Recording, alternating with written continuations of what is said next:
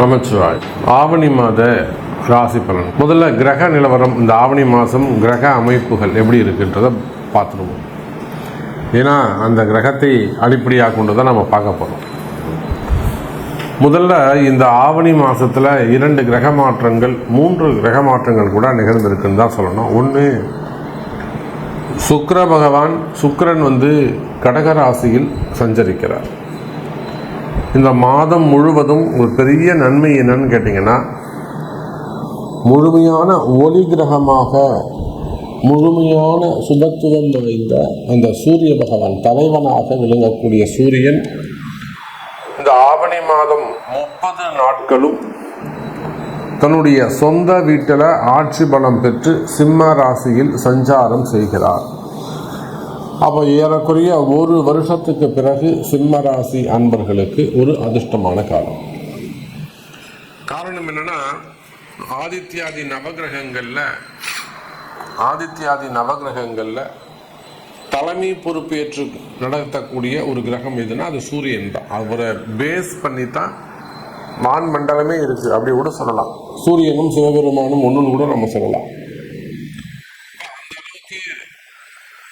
சக்தி வாய்ந்த ஒரு கிரகமாக இருக்கக்கூடிய, பேர் புகழ் பெற்ற கிரகமாக இருக்கக்கூடிய ஒரு சூரியன் சொந்த வீட்டில் ஆட்சி பலம் பெறுகின்ற போது அதுக்கு பவர் சொல்லி அடங்காது. அப்போ இந்த ஆவணி மாதம் சூரியன் அற்புதமான முறையில் சொந்த வீட்டில் அமைகிறார். அவரோட கேதுவும் புதனும் இணைகிறார்கள். அதே போல கன்னியில் இருக்கக்கூடிய செவ்வாய், இந்த கண்ணியில் இருக்கக்கூடிய செவ்வாயால் நிறைய வீண் விரயங்கள், அடுத்து செலவுகள். நிறைய அன்பர்கள் சொல்வது உண்டு, எனக்கு கையில் காசு நிற்கவே மாட்டேங்குது, அதுவும் போன மாதம் இந்த மாதம்லாம் பார்த்தீங்கன்னா ரொம்ப கடுமையான வறட்சி சாமி. எவ்வளோ வந்தாலும் அடுத்து செலவாயிட்டே போயிடுச்சு சாமி, கையில் ஒன்றுமே நிற்கவே இல்லை.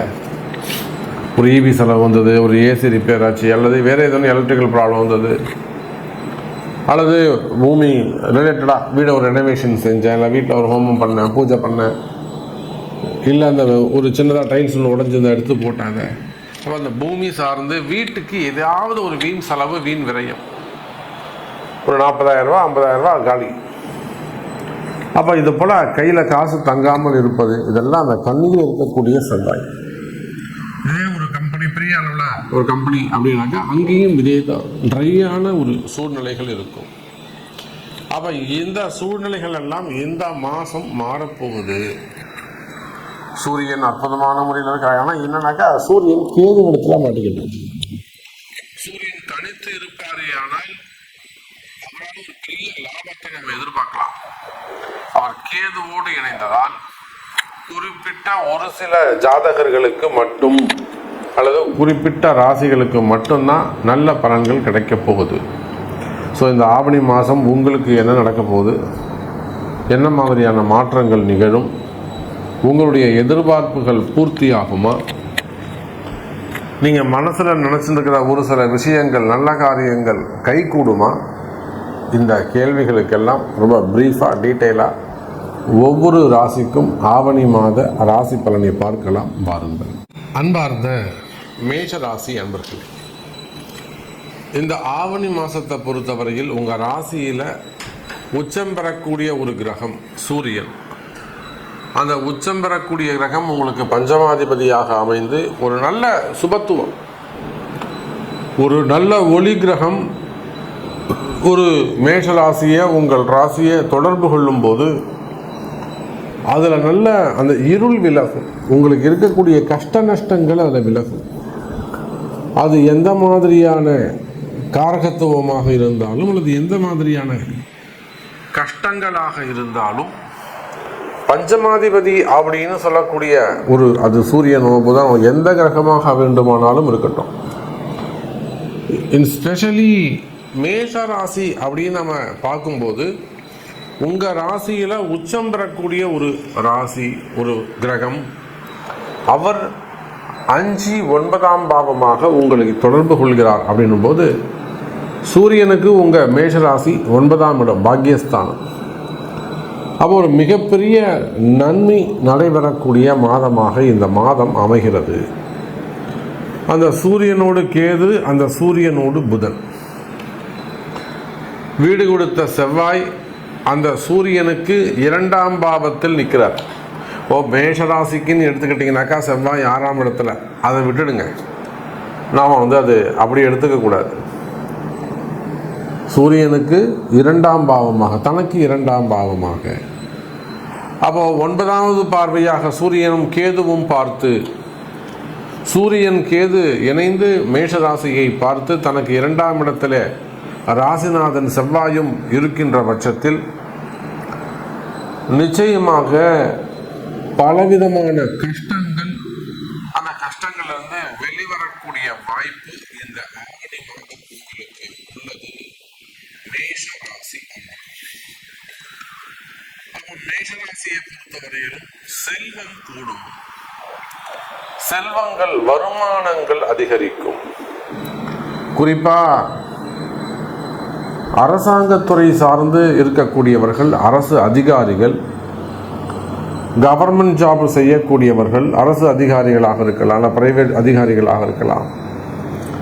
நீங்கள் வேலை செய்கிற இடத்துல உங்களுக்கு ஏதேனும் பிரச்சனைகள், என்கொயரிகள் அல்லது மேலதிகாரிகளால் வரக்கூடிய பிரச்சனைகள் எல்லாம் இருக்குமே, ஆனால் அதெல்லாம் வெட்ட வெளிச்சமாகும்.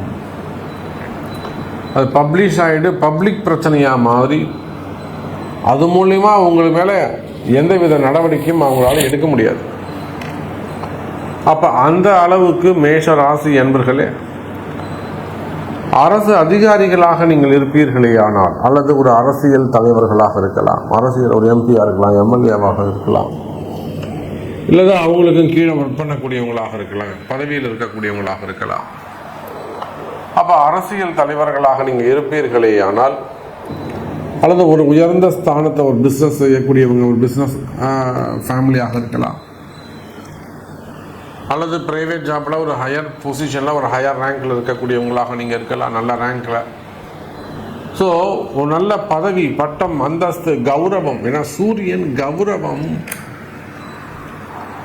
செவ்வாய் அதிகாரம். இவங்க 2 பேருக்கும் டியூன் பண்ணி விடுறது கேது பகவான், கூட நிற்கக்கூடிய கேது. அதிகாரம் யாருங்க? அதிகாரம் யாருங்க? பெயர், புகழ், கௌரவம் சூரியன், அதிகாரம் செவ்வாய். அப்ப மேஷ ராசி என்பர்களே, நீங்கள் அரசியல் தலைவர்களாக இருந்தாலும் அல்ல அரசு அதிகாரிகளாக இருந்தாலும்,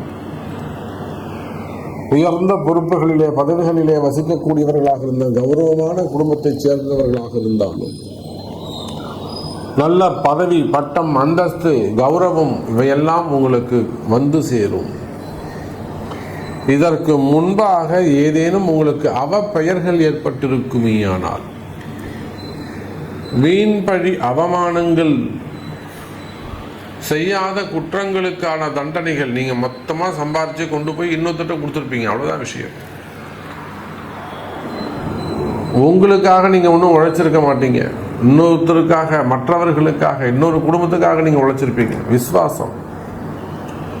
அதிலும் குறிப்பாக பரணி, அதே போல் அஸ்வினி நட்சத்திரம்லாம் டெடிகேஷன்ஸ். அப்போ உங்களுக்காக கூட நீங்கள் அந்த தவறுகளை செய்திருக்க மாட்டீங்க, உழைச்சிருக்க மாட்டீங்க. அடுத்தவங்களுக்கு கம்பெனி நல்லா இருக்கணும், அவங்க நல்லா இருக்கணும். அப்போ அந்த மாதிரிலாம் உழைச்சி உங்களுக்கு தான் அவப்பெயர் தான் ஏற்பட்டிருக்கும். கடைசியில் என் கையில் ஒன்றும் இல்லை சாமி, கடைசியில் சம்பாதிச்சதெல்லாம் ராகு பிடிங்கின்னு விட்டுட்டாரு. கொடுத்தது சனி, வாங்கியது ராகு. இதுதான் உண்மை. கடைசியில் பேரை கெடுத்தது யாருங்க? ராகுவும் கேதுவும். அப்போ இந்த மேஷ ராசியில் நிறைய நம்ம பார்த்துட்டோம். ஜெயில் யோகம் பார்த்துட்டோம், சிறை யோகம் பார்த்துட்டோம். ஒவ்வொரு மாதமும் நாமளும் ஒவ்வொரு பலன்களை ஒவ்வொரு விதமாக டிஃப்ரெண்ட் ஆங்கிளில் நம்ம சொல்லிக்கிட்டு இருக்கிறோம். அப்போ அப்படியெல்லாம் வாழ்க்கையில் கஷ்டப்பட்டு வந்திருக்கக்கூடிய மேஷராசி அன்பர்களே, இன்னும் கூட அந்த பாபத்துவம், அந்த கர்ம வினை உங்களை சுற்றுகிறதா? கால சுத்தின பாம்பு மாதிரி அந்த பாபத்துவம் உங்களை சுற்றி வருதா? அதுக்கு பிராயச்சித்தம், பரிகாரம், அதற்குரிய வழிபாடுகள் என்ன என்பதை அறிந்து அதை செய்வீர்களே ஆனால் நிச்சயமா ஒரு பரிகாரம் இப்பதான் சாமி எதை பண்ணணும், இப்பதான் சாமி ஒரு ஹோமம் பண்ணேன் அப்படிங்கிறாங்க. பாவம் செய்யும் போது பெருசு பெருசா செஞ்சிட வேண்டியது. பரிகாரத்தை செய்யும் போது அதாவது வீட்டுல அம்மா குக்கர் வைக்கிறாங்க, சமையலுக்கு ஒரு குக்கர் வைக்கிறாங்க. அந்த குக்கர்ல ஒரு பாதி தண்ணியை வச்சுட்டு ஒரு கைப்பிடி அரிசி எடுத்து போட்டுட்டு, நான் அரிசி போட்டுட்டேன்னு சொன்னா அது யாராவது ஒருத்தருக்காவது உணவுக்கு வருமா? பத்துமா? சாப்பாடுனா பத்தாது. அதை போலத்தான் நாம செய்யக்கூடிய வழிபாடுகளும் இருக்கக்கூடிய விரதங்களும் நம்முடைய பக்தியும் நம்முடைய பரிகாரமும் எப்படி இருக்குன்னா, அவ்வளோ பெரிய அண்டாவில் குக்கரில் ஒரு கைப்பிடி அரிசி எடுத்து போடுற கதை தான் நம்ம கதை. அப்போ பாவங்கள் இங்கே பெருசாக இருக்கு, ஆனால் பரிகாரங்கள் சிறுசாக இருக்கு. அப்போ இந்த மாதிரி தொடர்ந்து அடிமேல் அடி விழுது சாமி, தொடர்ந்து அடிமேல் அடி விழுது. நான் பிஸ்னஸ் பண்ண, நீங்கள் உள்நாடாக இருக்கலாம், வெளிநாடாக இருக்கலாம், எந்த மாநிலமாக வேண்டுமானாலும் இருக்கலாம், வெளிநாட்டில் வசிக்கக்கூடியவர்களாக இருக்கலாம். பாருங்க சாமி, எனக்கு தொடர்ந்து அடுத்து அடி விழுந்துக்கிட்டே இருக்கு, கையில் காசு நிற்க மாட்டேங்குது, தொடர்ந்து வீண் விரயம் சாமி. ஆஸ்பத்திரிக்கு போகிறது அல்லது ஏதாவது மெக்கானிக்கை கூப்பிடுறது, சர்வீஸ்க்கு கொடுக்கறது, தொடர்ந்து வீண் செலவுகள், போட்டி பொறாமைகள்.